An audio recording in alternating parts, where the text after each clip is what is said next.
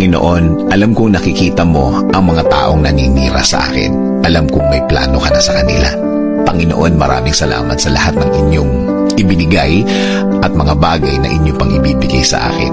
Salamat sa bagong araw na ito na dumating sa aking buhay. Salamat sa pagpapala.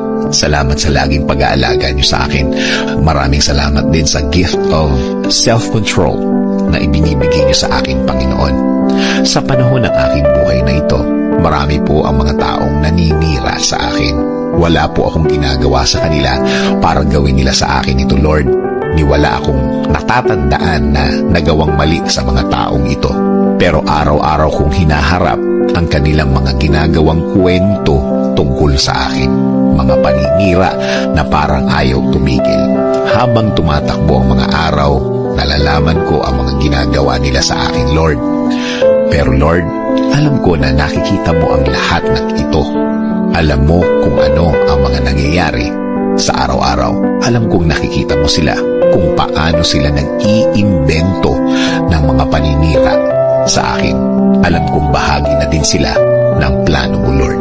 Kaya magko-concentrate na lang ako sa aking mga ginagawa at hindi ko na lang sila papansinin.